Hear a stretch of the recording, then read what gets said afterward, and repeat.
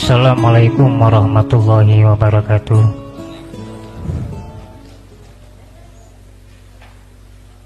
Saya mau nanya itu tentang keangkuhan itu ya. Tentang keakuan. Ya, keakuan. Di sini saya punya cerita itu seorang Nabiullah yang namanya Sulaiman.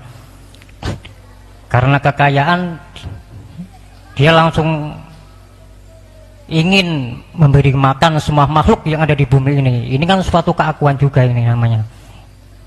Terus saya mau bercerita lagi seorang nabi yang katanya dia memimpin kaum Bani Israel, yaitu Nabi Musa. Dia pernah mengakui dirinya seorang alim dan terus terang kepada umatnya, barang siapa atau kata lain, siapa di muka bumi ini yang paling alim, wahai Bani Israel, itu kan yang jawab langsung Musa sendiri. Ya Musa. Saya ini Musa. Nah, itu ya Musa itu pernah gitu. Terus itu kan keakuan. Nah, yang saya tanyakan di sini kok para nabi itu kok keakuannya bisa gitu loh. Apalagi seperti saya ini yang mau belajar tentang dinul haq atau tauhid ya. Terus di saat itu di sini saya mengkaji, saya tahu tadi Gus mengatakan ini anallah wala ilaha illa ana fa'budni, itu termasuknya itu. Dan sesungguhnya saya ini adalah Allah, tiada Tuhan selain Allah, maka sembahlah fa'budni. Nah, terus di situ saya cerita bahwa Sirul Asror setelah adanya pengakuan anallah, terus saya ingin di situ kok seakan-akan saya bercerita lagi, karena ini pendapatnya terus ceritanya Nabi Musa alaihissalam setelah dia di Bukit Sinai langsung berbicara kepada Allah, maka dia disebut kalamullah, nabi yang bisa berbicara langsung kepada Allah, yang akhirnya setelah dia tahu hanya berbicara pada Allah, ingin bertemu, ya ujung-ujungnya ingin bertemu Allah langsung gitulah, maka diizinkan. Yang akhirnya Musa tidak kuat karena Allah mau datang, gunung jeblok gitu Gus, gunung Tursinan jeblok lah, terus Musa kan pingsan gitu Gus. Lah terus pikiran saya, angan saya, kok bisa ya ingin bertemu Allah padahal Nabi Musa aja nggak kuat. Terus saya mau tanya ini, apakah saya bisa bertemu Allah dengan zatnya? Dan setelah itu maka Allah akan bicara sama saya sanggup menemui kamu. Nah, terus saya takutnya nanti gunung-gunung di Jawa Timur jeblok, gimana Gus? Ngoten nggih. Sampun. Ya ini istilahnya saya mau berbicara dengan hati saya sendiri gitu Gus ya. Kesimpulan. Ya. Assalamualaikum warahmatullahi wabarakatuh. Waalaikumsalam. Apa yang didawuhkan Allah dalam Al-Quran jangan lantas kita elek mentah-mentah. Maksud gunung itu jangan dimaksud gunung-gunung itu. Ingat, Nabi itu belum tentu Rasul. Kalau Rasul mesti Nabi. Ini perbedaannya apa? Dalam pandangan hakikiyah, Nabi itu belum sampai memegang Sirul Asror, belum. Kalau Rasul sudah. Sampai lihat al ulama'u warasatul anbiya. Makanya jangan heran kalau banyak ulama itu hanya menyampaikan hukum-hukum syariah.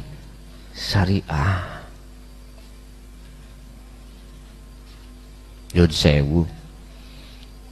Ngomong Nabi Musa ada sejarah. Sebelum dia mendapatkan wahyu kitab Taurat, dia kesebut nabi. Kesebut nabi. Pernah diperintahkan Allah untuk berguru nang Nabi Khidir. Nabi Khidir, kita sebut Nabi Khidir padahal beliau sudah Rasul. Itu pun mohon maaf, memberikan pelajaran-pelajaran yang bersifatkan hakikat makrifat belum bisa diterima oleh Nabi Musa pada saat itu. Dihadapkanlah satu pelajaran terkait 3 hal. Pertama adalah membocori kapal. Kedua, membunuh anak kecil. Yang ketiga adalah membangun pagar. Oleh karena Nabi Musa memegang hukum syariat saja, nggak paham maksudnya, akhirnya protes. Apa yang terjadi? Perpisahan. Awal kejadian itu sudah diingatkan.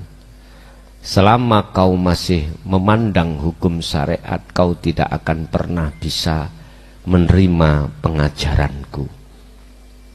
Berhubung wong namanya berguru, tetap pun saya ngaku salah, tolong dikasih kesempatan untuk ikut jenengan. Akhirnya dihadapkan pelajaran kedua, itu pun masih protes. Bahkan terakhir pengajaran ketiga dengan sangat terpaksa, guru dan murid ini harus berpisah. Artinya apa Bapak Ibu? Kalau kau masuk ke dalam pondok pesantren Miftahul Ulum Jaya Baru, kalau statusmu masih kok gawa, nggak ada harapan bisa. Kau status orang kaya, status orang alim, masih kau bawa, nggak jadi kau. Pasti berpisah jua, nggak bisa. Andai kata kau ingin mondok di Ponpes Jaya Baru ini, mohon maaf, menerima pengajaran ini kok yok sik kok unggul no syariatmu, artinya kepinteramu gak masuk, gak bisa kau menerima maksud daripada pengajaran ini. Sebab khusus apa yang kuajarkan Bapak Ibu ini punya sejarah. Kalau boleh saya sejarahkan. Tahun 95 sampai tahun 2000 saya lebih fokus mengajarkan anak santri pondok itu di dunia syariah. Mulai dari kitab fikihnya, kitab nahwu sorofnya, kitab hadisnya, udah saya bekali. Tapi ketika saat masuk tahun 2000, Allah menyuruh ngeringkes ganti persenelang. Jadi apa? Jadi kitab syariat saya ringkes, saya masukkan lemari, saya diperintahkan untuk khusus mendidik tentang tauhid. Nah, sampai detik iki, sampai detik niki. Itu maksudnya supaya Anda, hei orang yang bersyariat, jangan hanya diem di situ, naiklah kau ke hakikat. Lah, gak nang toriko sik Gus. Toriko iku sudah kau bawa sejak kecil. Sholat iku toriko, jalan. Syariat ngelmu sholat iku, torikoe nama sholat itu, hakikate tujuanmu. Bener no tujuanmu? Apa tujuanmu sholat? Awali, yang golek ganjaran bos, golek surga. Awalnya kan gitu. Lah tak bener no, dibenerno Allah lewat jalur hakikat. Tujuanmu sholat iku manggi Gusti, tujuanmu sholat iku adalah metui bertemu Allah liqa, bukan golek ganjaran, bukan cari surga. Surga ganjaran itu ciptaannya Allah, iku makhluk biyen dulu waktu syariat gak popo. Nah iku ning hakikat ben tujuanmu bener ketemu Allah. Kalau tidak mau jangan heran sampai umur swidak 70 80 alimo kaya apa salatmu mesti rusak. Fawailul lil musallin alladzina hum fi salatihim. Ya apa itu? Fawailul lil musallin alladzina hum an salatihim. Mesti lali kamu. Wong sing salat iku dilebokno neraka wel. Fawailun utawi kerusakan kang banget. Nah iki bahasa individu neraka wel. Fawailul bagi siapa? Lil musallin, orang yang salat. Aduh, hati-hati bos. Nek salat aja guyon. Salatnya orang yang bagaimana musallin iku? Alladzina hum fi salatihim, alladzina hum an salatihim sahun, yaitu salatnya orang yang selalu melalaikan Allah. Ya mesti Pak, selalu lalai. Sing ngile iku amplopan. Allahu Akbar. Iki adoh iki rek Jawa Tengah ya. Mesti kandel iki rek ngene. Paling tidak tak hitung-hitung perjalanane tok ae bensine PP 500 durung tole 1.500 dadine jumlahe. Wah jelas iki kok paling tidak ya 20 atau 15. Allahu Akbar. Sing dieling-eling ngono. Karena apa? Karena orientasi kita ketika melakukan apapun itu dari nafsu kita sendiri. Itu Pak, musallin sing sahun ini ada di situ. Makanya ojo heran siapapun kita tidak akan pernah ada ketetapan hukum pasti aku selamat atau gak selamat sik mamang. Aku umpama aku kiai internasional iku lo belum pasti aku kok selamat apa gak roh, gak tahu aku kok mlebu swarga apa gak tahu. Di dalam hati kita masih ada asyak mamang ngomongnya nang jopo aku iki wong kok aku bakal selamat bla bla bla nek ngikut aku sarungku gecok ono. Ya keplorot Pak nek sarungmu iku sampean gandoli. Allah. Tapi coba kalau jenengan sudah masuk di dunia hakikat dan Anda itu mengamalkan dengan yakin dzikir sirul asrar, mesti dalam hatimu ada ketetapan hukum pasti. Nek selamat yo selamat, nek gak selamat yo gak. Iku mesti wis. Bentuk insya Allah itu bentuk mamang kita. Mamang.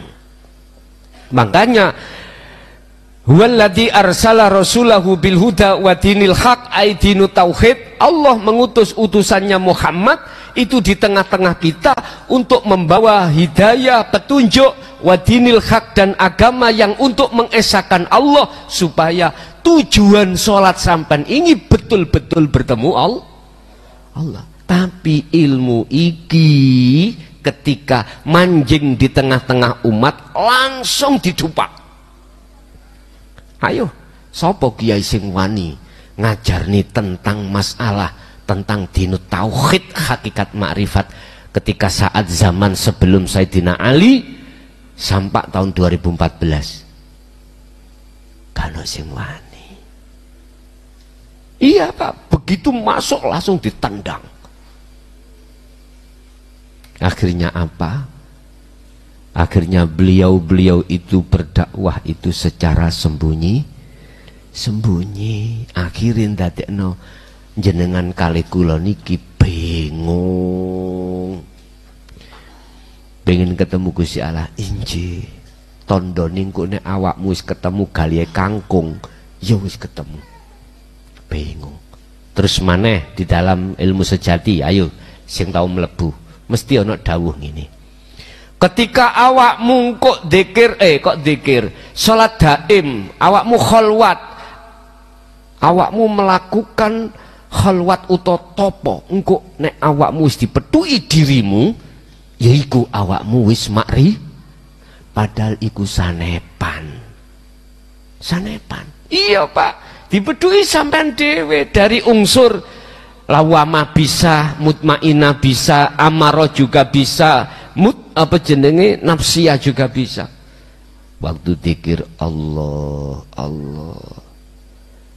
moro ning ngarep sampean ana wajah persis ambek jenengan. Terus langsung laporan ambek gurune. Yi, kula pun ketemu awak kula dhewe. Oh iya wis, iku wis makrifat. Yun sewu, iku sanepan, Pak. Kita lihat bagaimana yang disebut amal arif, yang disebut makrifat itu bagaimana? Apakah si ruh itu bisa melihat Allah? Bukan. Apakah ruh itu tunggal nang Allah? Bukan. Ternyata jawabannya apa? Amal arifuna la yarawna li anfusihim say'an. Dirimu sudah enggak ada. Bagaimana kau bisa melihat kau sudah tidak ada? Bagaimana perkara yang tidak ada itu bisa melihat yang ada? Enggak bisa. Lah terus katanya bertemu Allah makrifat itu yang bagaimana? Yusyahiduna annal fa'ila huwallahu ta'ala. Yang sebagai isim fa'il yang ada, cuman yang ada, berarti yang bisa melihat yang ada adalah yang ada itu sendiri. Bingung tambahan, kopi ae diiringno, wis gak apa-apa, bingung sik, wis tah, yakinkanlah dirimu walaupun bingung dari pemahaman musyahadah arif iki mau, sing penting proses sirul asrarmu tegakkan, nanti akan dipahamkan dewe Pak. Sebab itulah yang tidak bisa aku gambarkan dan aku terangkan, laisa kami sayun. Umpama bisa kami sebut mengikuti Al-Quran, innani anallah, di dalam dirimu hidup akan berkata, yo aku iki Allah. Ngunung sing rungokno lan sing ngomong sak paket, artinya satu pelaku. Wis, Gus tambah bingung ngaji nang pean. Wis ngene ae. Biar enggak terlalu bingung, ya duren jangkoan, leren. Wis ngono, gak usah sampeyan medenteng-medenteng kaya wong ngeden. Wis ta, engko bayi iku walaupun jenengan nyun sewu, durung wayahe metu dendena ya gak iso met. Engko nek wis wayahe metu, metu dhewe, Bos, ngono lho.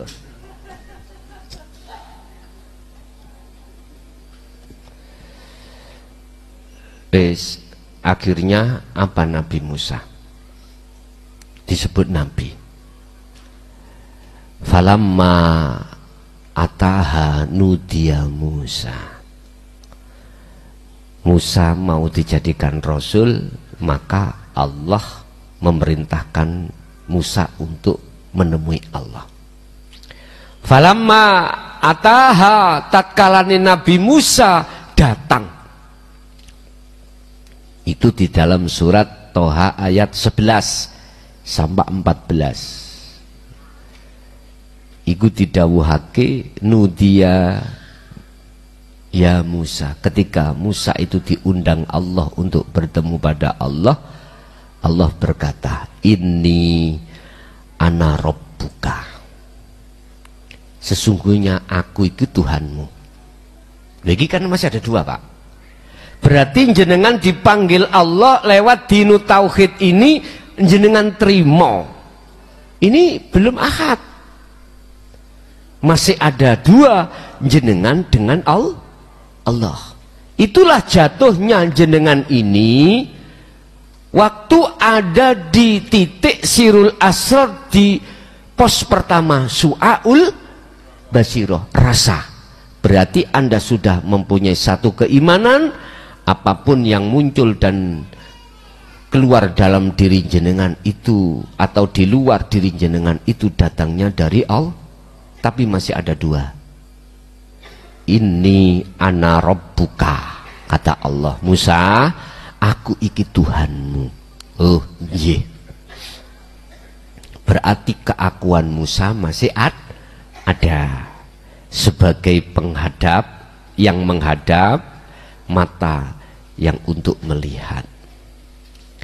Ketika itu Allah sudah mengatakan dan meletakkan Anda di muraqabah. Ya, muraqabah berarti ketika jenengan iki sudah jalan sirul asr di pos pertama rasa tadi, Anda dimasukkan di jalur muraqabah.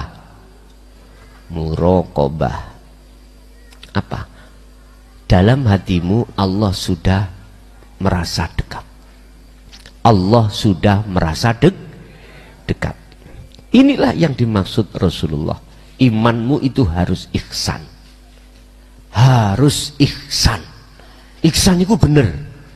Benar berarti imanmu hanya pada Allah lah. Itu disebut ihsan. Sapa sing imami mang atimu nyawang Allahnya? Allah. Ati sing ngomong. Tapi nek lesan sing ngomong Cak Samsu. Nah. Kan ditanya orang lain, siapa sing imam ini? Cak Samsu. Tapi hatimu ngomong Gusti, hidup itu yang menguasai Cak Samsu. Inni ana rabbuka. Mengapa Allah dawuh seperti itu? Mengapa Allah itu menghadapkan pos pertama su'aul basyirah, supaya Anda imannya itu betul-betul ihsan. Kalau sudah ihsan wa amilus salihah, kudu ngelampahi, kudu nerusno, kudu mengasah su'aul basiro, rasa tadi. Sebab di situ ada dawuh fakhla na'laika. Fakhla Musa, fakhla lepasen na'laika dua sandalmu. Duh. Iki sampean bingung, mosok sandal-sandal ngene iki ya? Bukan. Makanya gunung mang bukan gunung-gunung sing jemunuk niku. Mbok nek gunung loro niki lho ya. Aku tak ngadep sono, engko aku nek gak ngono dicelathu ibu. Fakhla nak apa? Coploken. Fakhla coploken. Apa sing dicoplok? Nak laika sandal loro ira. Iku maksude duduk sandal iki, Bos. Loro mau lho, Musa dengan Allah. Bingung maneh. Sik cah rokokan sik.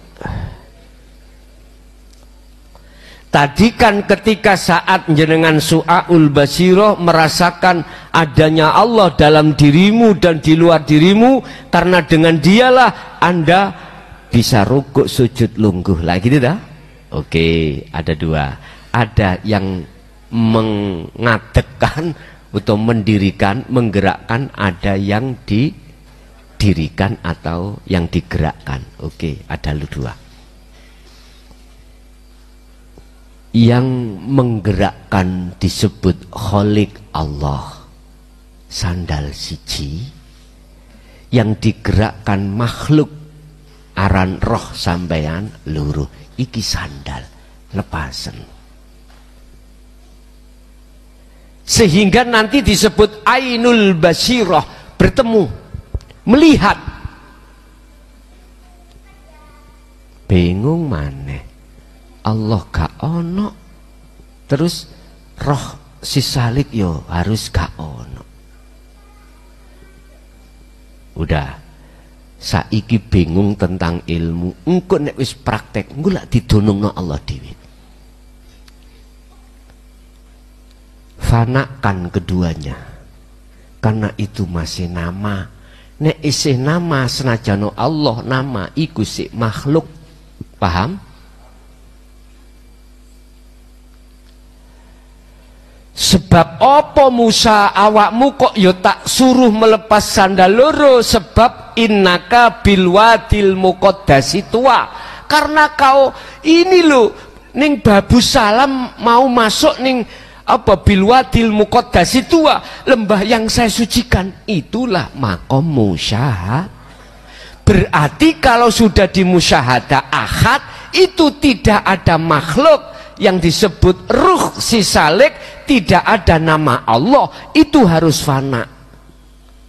Di dalam hikam Allah katakan beliau makolahnya mengatakan la ibsarun, sing madhep sing nyawang ya wis fana, wa mubsarun, yang dihadap atau yang dilihat iku ya wis fana, wa basarun, mata untuk melihat yo harus enggak ono kabeh. Itulah yang dimaksud sejatine wujude Gusti, yang dalam Al-Qur'an Allah katakan sing sik bingungno sampean ya iku disebut laisa kamislihi. Umpama oleh tak duding iki lho bos bus iki lho, nek wedok bus, nek lanang bos, iki lho bus. Sing tahu belajar ilmu sejati jelas langsung dong. Oh iya, ya apa, bagaimana kau menyebut, bagaimana kau bisa menggambarkan, gak bisa. Inilah musyahadah. Setelah itu Musa melepaskan kedua sandalnya. Jenengan pingin masuk di Masjid Al-Mubarakah, boleh, sandalmu harus kau Nah, iku syariate. Coba ojo dicoplok, digemplang takmir. Karena min asrofil majalis, itu tempat yang disucikan khusus untuk menyembah Allah. Cuman herani Allahu Akbar, wedhus ono kene, Allahu Akbar, amplop ono kene. Ini kebanyakan umat manusia. Berarti duduk masjid iku yang dimaksud, duduk bilwadil muqaddasi tua yang dimaksud itu bukan, tapi inilah alam musyahadah. Wa anakhtartuka, aku milih nang awakmu Muhammad, ku tak jadikan sebagai pilihanku, fastami lima yuha, dengarkan apa yang ku sampaikan ini. Ketika anda sudah melepaskan, mendengarkan dawuh ini, isine dawuh innani anallah la ilaha illa ana. Artinya apa? Hakul basyirah muncul dalam hatimu. Apa? Keakuannya Allah yang segala-galanya, setelah hilangnya keakuan selain Allah. Iku pahamane ngono. Innani, sesungguhnya saya, ana, yo saya, iku Allah, disebut Allah. La ilaha illa ana, tidak ada Tuhan kecuali aku, saya. Oleh karena itu fa'budni, sembahan aku, wa aqimis shalah, tegakkan salat, lidzikri, untuk mengingatku. Berarti salat secara syariat itu satu, ya, iku hal yang termudah untuk bertemu Allah. Kedua, mohon maaf, yang dimaksud sholat secara syariat ini bisa dikatakan mudah bertemu Allah, manakala rohaniahmu itu juga sholat. Ini yang dalam ilmu sejati disebut sholat daim. Illal musallin alladzi illal musallin, kejaba wong sing sholat, di dalam sholatnya itu daimun, langgeng. Berarti mlebuhe roh iki isok sholat, iku kuncinya ada di sirul asrar. Pun jalan Pak nek ngeten, jalan. Tapi bukan persoalannya aktivitas sholat secara syariat sajalah yang bisa untuk kita bertemu Allah. Ndak, di luar aktivitas sholat pun juga harus bertemu Allah. Kuncinya ada di sirul asrar. Setelah itu barulah ketika detik-detik pertemuan itu, mengapa gunung itu hancur. Itu bukannya ketika saat sampean suluk wusul ning kene makrifat nang Allah meledak kabeh. Bukan. Apa? Hukum dohiriyah di dalam hatimu, mohon maaf, gunung meledos itu maksudnya selain Allah di dalam dirimu sudah rusak. Wis gak kanggo, gak fungsi. Akumu gak ada ya. Ini yaumil qiyamah sebetulnya itu. Hari kiamat semua dihancurkan Allah. Artinya keakuanmu, makhluk siapapun dalam hatimu sudah gak fungsi. Karena yang ada hanyalah Allah. Di sini Bapak Ibu, maksudnya di situ. Bukan gunung ku mbalatos makdem meleleh akhirnya semaput. Nabi Musa kan semaput. Artinya jenengan hati sampean wis gak iso dijak ngomong urusan dunia, gak bisa. Karena sudah musyahadah. Hati sudah lalai terhadap urusan dunia, urusan selain Allah sudah gak bisa sambung. Gak bisa. Kalau sudah jatuh di sini jenengan di musyahadah, pertanyaannya adalah sekarang tugas Anda untuk melebarkan sayap kemakrifatan sampeyan. Dari mahfud ke maksum, dari fana ke kamil, kamil ke bakok. Di sini otomatis kembali lagi setiap aktivitas apapun yang dihadapkan Anda, terus bertemulah Allah di situ. Ittaqullaha haitsuma kunta, kata Rasul dalam satu hadis, tetaplah kau bertemu Allah dimanapun kau berada.